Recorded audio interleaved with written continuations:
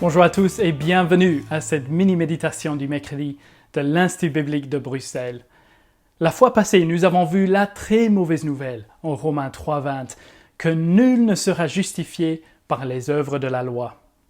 Lors du jugement dernier de Dieu, personne ne sera acquitté en essayant de faire le bien. Parce que, comme pour l'approuver, personne ne fait le bien. Mais tous, juifs et non-juifs, sont sous l'empire, sous le règne du péché. Lors de notre procès, nous aurons plutôt la bouche fermée. Alors si nous allons être acquittés, nous avons besoin d'une justice qui vient de quelqu'un d'autre. Alors nous arrivons à la très bonne et extraordinaire nouvelle cette semaine. Car Paul déclare en Romains 3, versets 21 et 22, que maintenant, une justice en dehors de nous vient d'être manifestée. Voyons 5 choses vite fait sur cette justice. D'abord, elle est sans la loi. Verset 21. Mais maintenant, sans la loi est manifestée la justice. C'est une réponse au verset 20. Paul dit que les œuvres de la loi ne sont pas nécessaires pour obtenir cette justice. Alors, d'où vient cette justice? Deuxième, elle est la justice de Dieu.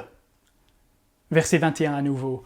Maintenant, sans la loi est manifestée la justice de Dieu. Quel mystère glorieux! La justice qui est manifestée, c'est la justice de Dieu lui-même. Et c'était la seule solution.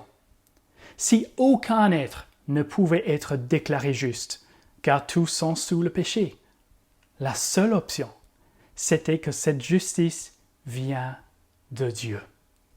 C'est l'acquittement du juge lui-même. Et le juge, serait-il satisfait de sa propre justice? Mais bien sûr que oui. Troisième, elle est, verset 21, attestée par l'Ancien Testament. Au lieu d'être un nouveau message, ce que Paul dit est plutôt en continuité avec l'Ancien Testament.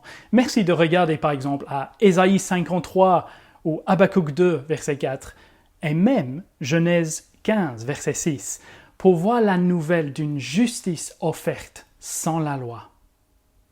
Mais quatrième chose, comment obtenir cette justice pour moi-même? Paul dit qu'elle doit venir par la foi en Jésus-Christ. La foi, c'est l'opposé des œuvres. C'est de ne rien faire. C'est plutôt de recevoir. Tout comme un cadeau envoyé par la poste. On le reçoit du facteur avec les mains vides. L'autre personne a tout payé. C'est à moi seulement d'accepter gratuitement ce cadeau.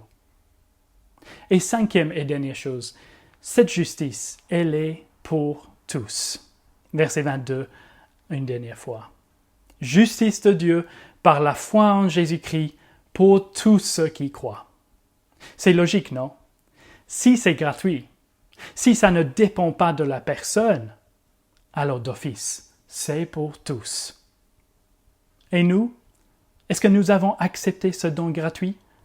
La déclaration d'innocence au dernier jour, malgré notre culpabilité? Gloire à Dieu pour le don gratuit de sa justice.